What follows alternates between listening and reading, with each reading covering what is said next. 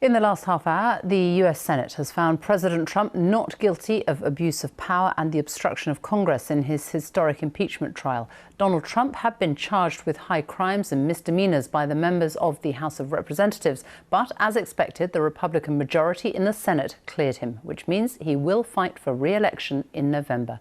Our North America editor John Sopel reports. Senators, how say you?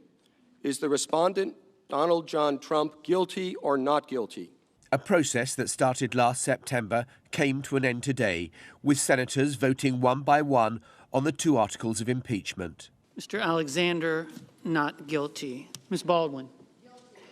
Ms. Baldwin, guilty. And then the verdict. It is therefore ordered and adjudged that the said Donald John Trump be, and he is hereby, acquitted of the charges in said articles. But the wall of Republican unity was broken by Mitt Romney. The former presidential candidate, with a bombshell speech, said he would vote to convict the president of abuse of office.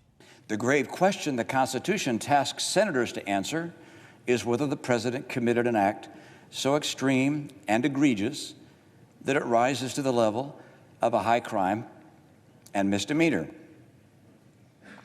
Yes, he did. With the impeachment process now behind him, Donald Trump is seeing his approval ratings inching up. The Republican Party is standing right behind him, and the Democrats have had a shocking few days after the shambles of the Iowa caucus. It's all turning out to be a very good week for Donald Trump. And last night he delivered a highly partisan State of the Union address that could have been from a Republican rally. But the shadow of impeachment couldn't be missed, as Donald Trump pointedly snubbed the Democratic Speaker of the House, Nancy Pelosi, who'd led the moves to impeach the president. Her outstretched arm ignored. And the Speaker's disdain was etched on her face as the president made his remarks. And then, in an extraordinary act of defiance, or petulance, opinions divided, Nancy Pelosi ripped up her copy of his speech.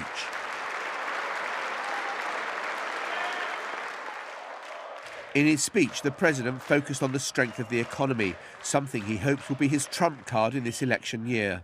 Jobs are booming, incomes are soaring, poverty is plummeting, crime is falling, confidence is surging, and our country is thriving and highly respected again.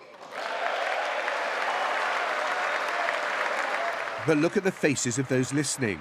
Loving from one side, loathing from the other. A microcosm of America.